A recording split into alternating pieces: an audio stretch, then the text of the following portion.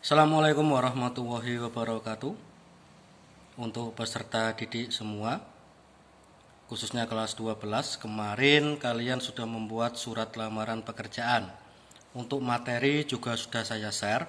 Namun kali ini saya akan menjelaskan tentang bagaimana membuat surat lamaran pekerjaan yang baik dan benar berdasarkan dari contoh yang sudah dibuat teman kalian, dibuat oleh Adi Prasetyo. Nah, ini nanti akan saya evaluasi.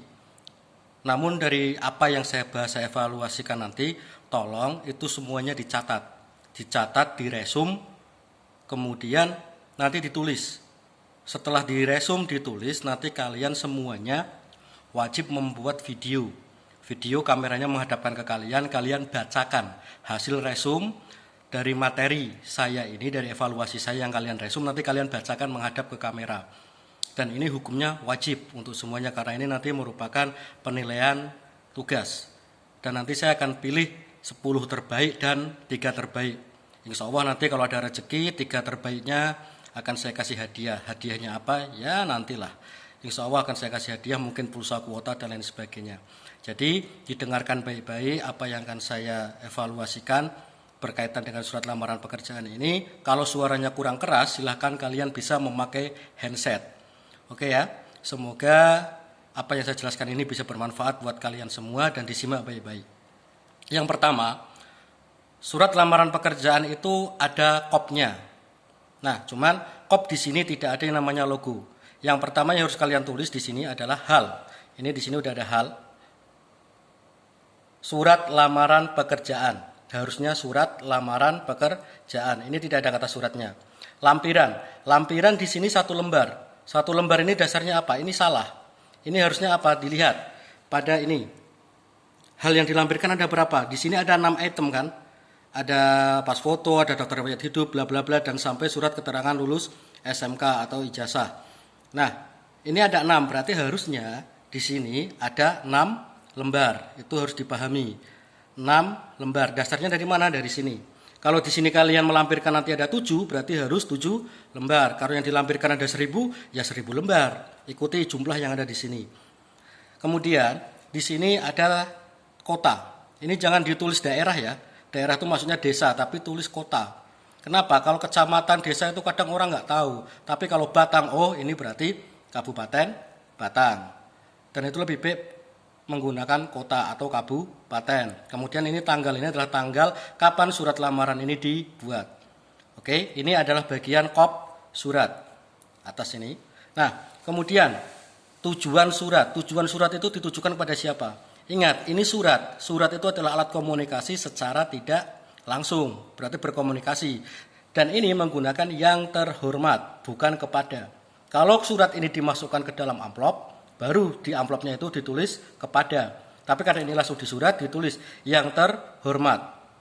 HRD PT Batang Apparel Indonesia. Boleh. Kalau kalian tidak tahu, paling mudah adalah yang terhormat, titik, pimpinan PT Batang Apparel. Gunakan kata pimpinan. Jadi tidak usah Bapak Ibu, kan kita nggak tahu pimpinannya laki-laki atau perempuan. Langsung aja yang terhormat pimpinan PT Batang Apparel Indonesia. Atau yang terhormat HRD PT Batang Apparel Indonesia. HRD ini bagian yang menangani tentang perekrutan karyawan. Kemudian alamatnya. Usahakan kalian tahu alamatnya, kalau bisa alamat lengkap. Misalkan di sini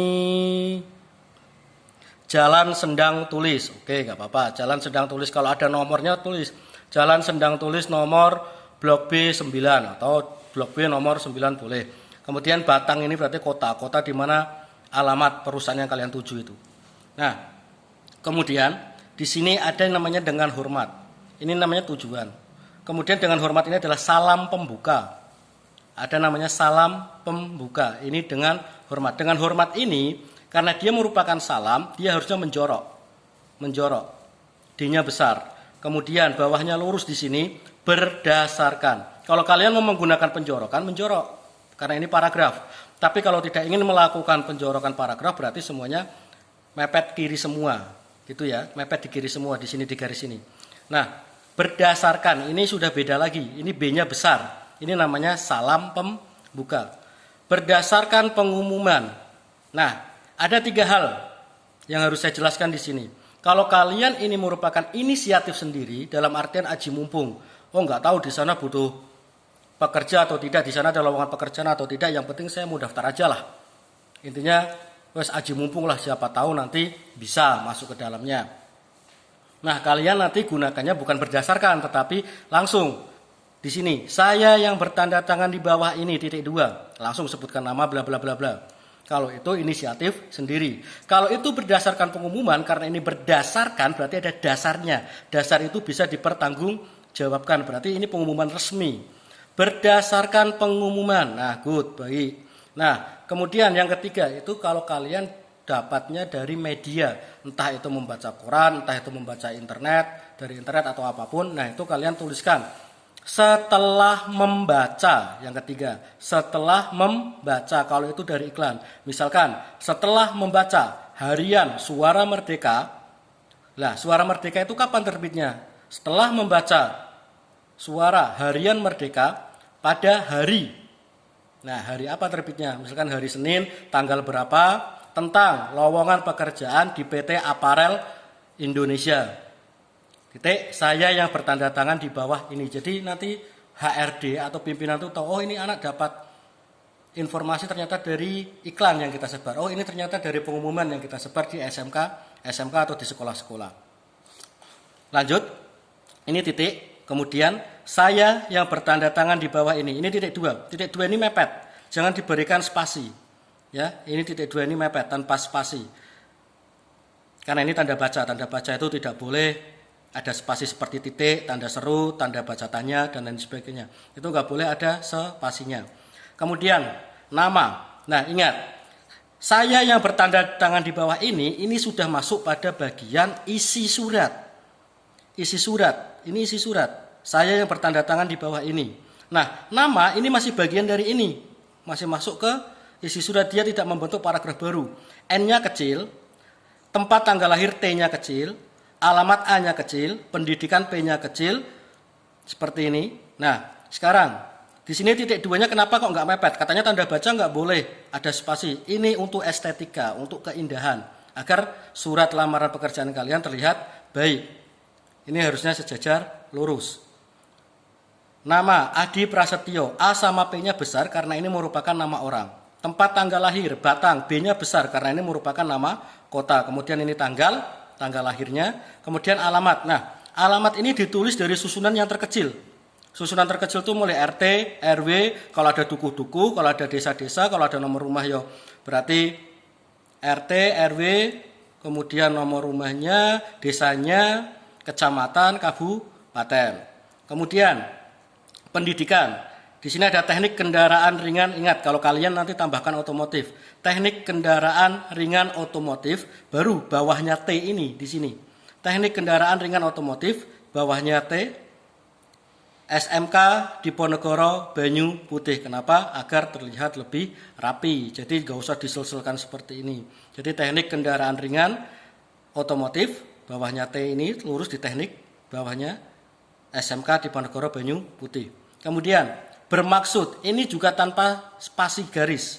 Karena ini masih bagian dari isi ini, dia masih ikut bagian isi. Nah, bermaksud ini B-nya kecil. Karena ini belum selesai. Ini lanjutannya ini. Paham ya? Sampai di sini semoga bisa dipahami. Jadi B-nya kecil. Bermaksud mengajukan lamaran pekerjaan sebagai karyawan. Nah, ini karyawan ini umum.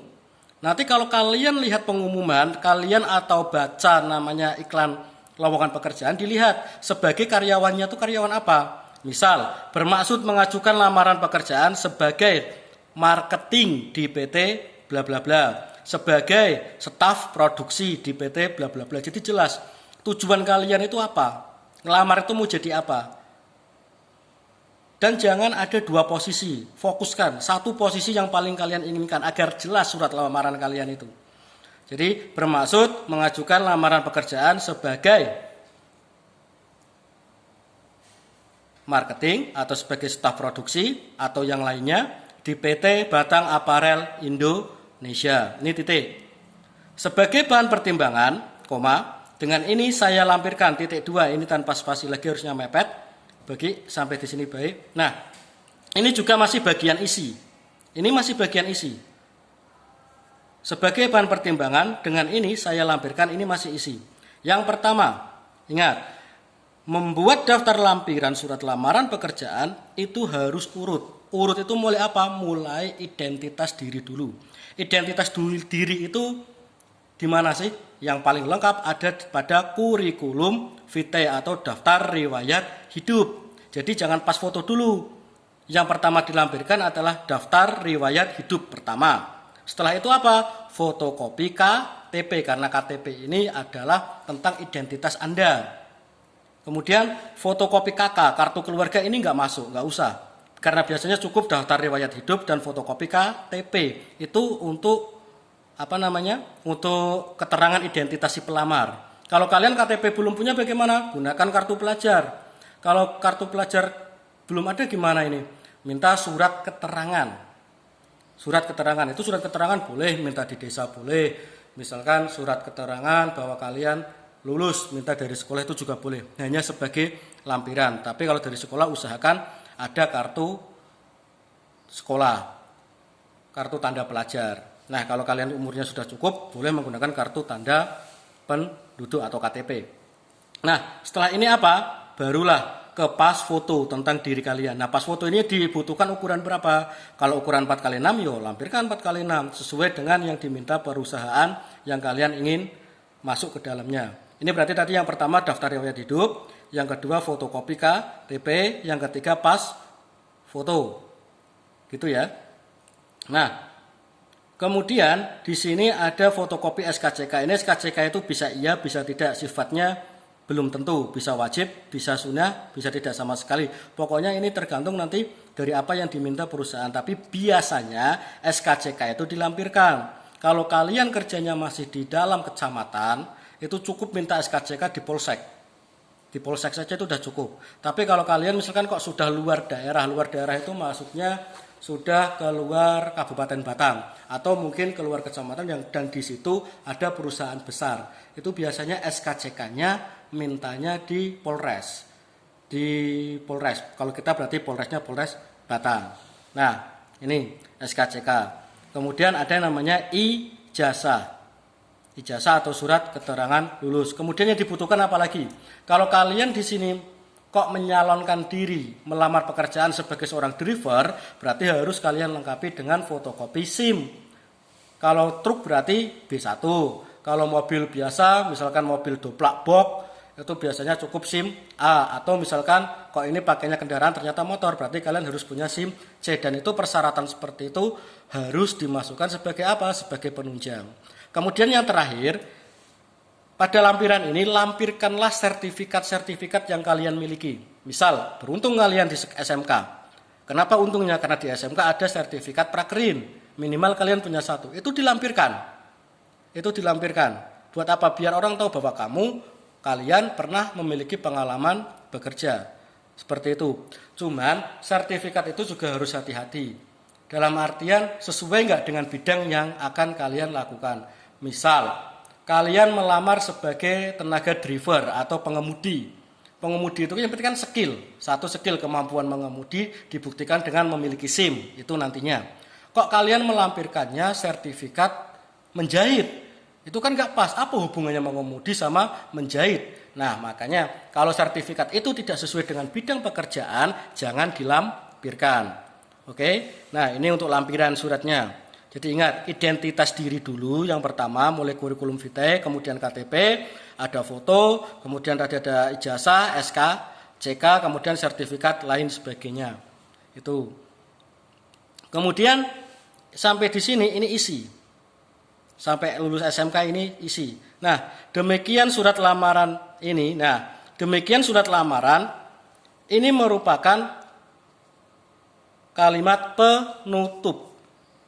Jadi tadi kalau yang berdasarkan pengumuman ini kalimat pembuka surat, ini namanya struktur berikutnya di dalam surat lamaran pekerjaan itu namanya kalimat penutup. Demikian surat lamaran yang saya sampaikan. Besar harapan saya untuk dapat bergabung di perusahaan yang Bapak Ibu pimpin. Nah, ada yang kurang nggak di sini? Ada yang kurang nggak? Seperti ini apakah cukup? Ada yang kurang, yaitu permintaan terima kasih. Jadi kalian harus mengucapkan terima kasih. Ini udah baik. Ini udah baik. Besar harapan saya untuk dapat bergabung di perusahaan yang Bapak Ibu pimpin. Titik. Atas perhatian Bapak Ibu kami sampaikan terima kasih, atau atas perhatiannya kami sampaikan terima kasih. Boleh juga atas perhatian dan kerjasamanya kami ucapkan terima kasih. Titik. Kemudian di sini yang terakhir ada hormat saya. Hormat saya ini berarti apa? Salam penutup. Kemudian di sini ada nama terang, tanda tangan. Nah, seperti itu runtutannya untuk struktur surat lamaran pekerjaan. Ingat, surat lamaran pekerjaan ini merupakan surat resmi. Salah satu resminya apa? Karena ini ditandatangani. Jadi segala hal yang berbentuk surat menggunakan bahasa yang baku itu merupakan surat resmi. Walaupun tidak ada kop, tidak ada stempel, dalam artian kop yang ada nama lembaga, kemudian ada logo lembaga dan sebagainya. Itu yang bisa saya sampaikan berkaitan surat lamaran pekerjaan. Mungkin kalau ada yang kurang jelas nanti kalian boleh tanyakan, boleh via WA, boleh di Google Classroom, boleh kalian ke Telegram saya, boleh telepon saya. Yang penting ingat waktu untuk bertanya, jangan sampai bertanya nanti pukul 1 malam, kan repot. Nah, yang terakhir yang perlu saya sampaikan, dari apa yang sudah saya utarakan berkaitan evaluasi surat lamaran pekerjaan yang telah dibuat teman kalian, tolong kalian resum apa yang telah saya sampaikan menjadi sebuah materi. Diresum, ditulis yang kalian paham aja, udah nggak usah belibet, nggak usah buka di buku, cukup apa yang sudah saya jelaskan itu kalian resum saja. Inti-intinya yang menurut kalian penting yang mana. Kemudian besok saya berikan waktu berarti 5 hari dari sekarang. Kalian mulai membuat video. Kameranya itu cukup diam, menghadap ke diri kalian, kemudian bacakan. Saya nggak usah hafalan, bacakan saja. Struktur surat lamaran pekerjaan itu bagaimana, surat lamaran pekerjaan itu bagaimana. Seperti itu, kemudian nanti kalau sudah tidak perlu diediting. Durasinya berapa menit Pak? 2 menit, 3 menit. Jangan sampai lebih dari 5 menit. Itu ya. Kalau sudah, videonya menurut kalian sudah bagus, kalian silakan upload di YouTube kalian masing-masing. Kalian kan punya akun YouTube. Nah, silakan upload. Kalau nggak tahu Pak cara upload YouTube gimana? Silakan buka YouTube. Tulis cara mengupload video di YouTube. Nah, nanti biar Mbah YouTube mengajari kalian. Seperti itu. Nanti kalau sudah diupload di YouTube, kemudian nanti linknya dikirimkan ke saya. Linknya dikirimkan ke saya. Nanti dikirimkan lewat Google Classroom. Ya, nanti saya berikan link Google Classroom juga. Kalian klik link Google Classroom itu, nanti dimasukkan link alamatnya, nanti saya cek satu persatu, saya komentari langsung di channel YouTube kalian. Nah, kemudian nanti jangan lupa dikasih judul, nama, formatnya ya,